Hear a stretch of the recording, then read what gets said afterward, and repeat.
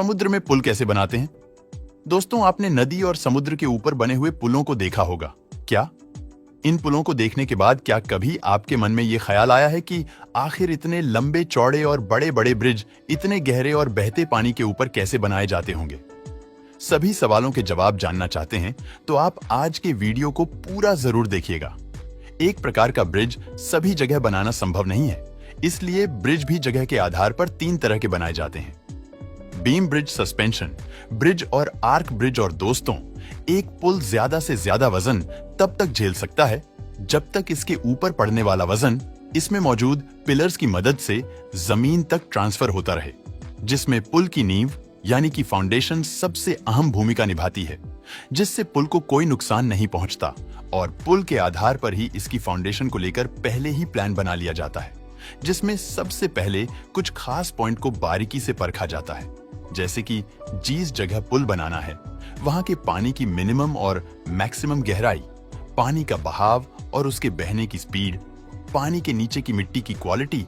Bridge बनाने पर जमीन पर पड़ने वाला भार को बहुत ही बारीकी से चेक किया जाता है और इन सब के बाद फाउंडेशन बनाने के लिए उस जगह का पानी हटाना पड़ता है, जिसके लिए इंजीनियर्स 3 मेथड का यूज करते हैं, जिसमें पहला है कॉफर डैम। आसान भाषा में कहा जाए तो पानी के बीच में रखी जाने वाली नींव को कॉफर डैम कहते हैं। पुल जिसे नदी या समुद्र पर बनाया जा रहा है, उसके हिसाब से इन्हें गोल या फिर स्क्वायर शेप में बनाया जाता है, जो काफी मजबूती और स्टील से बनाया जाता है और क्रेन की मदद से पानी के एकदम बीच में टकाया जाता है।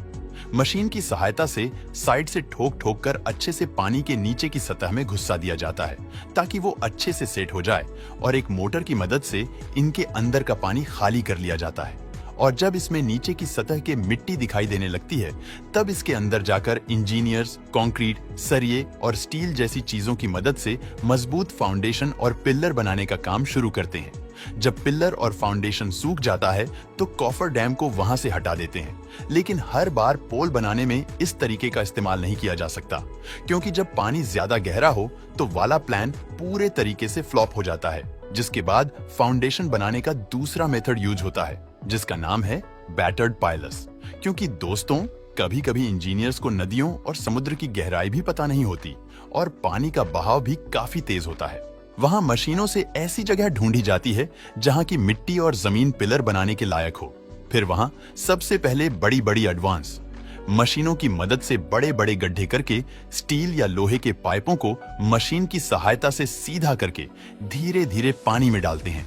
जब ये पाइप समुद्र की सतह तक पहुंच जाते हैं और तब इन्हें एक विशाल मशीन से ठोक ठोक कर पानी की सतह में अच्छे से घुसा दिया जाता है। सीमेंट और कंक्रीट से पाइप को भर देते हैं और एक बार जब ये पाइप सेट हो जाता है, फिर उसके बाद चाहे सुनामी आए या तूफान, इसे कुछ नहीं होता। अब पानी के बीचों बीच एक मजबूत और ठोस फाउंडेशन रेडी है, जिस पर हम आसानी से पुल बना सकते हैं। उसके बाद इन पिलर्स के ऊपर इन सीमेंट कंक्रीट के ब्लॉक को बड़ी आसानी से क्रेन की मदद से फिट कर दिया जाता है और यह सीमेंट कंक्रीट के ब्लॉक किसी दूसरी जगह पर तैयार होते हैं। ब्रिज का आधा काम बाहर फैक्ट्री में किया जाता है और आधा काम समुद्र या नदी में, और जब ये ब्लॉक जुड़ जाती है तब इन पर रोड का काम किया जाता है। और दोस्तों, फाउंडेशन बनाने का तीसरा मेथड होता है काइसन। इसमें फाउंडेशन की पहले जमीन पर बनाकर फिर उसे शिप की मदद से कंस्ट्रक्शन साइट पर भेजा जाता है।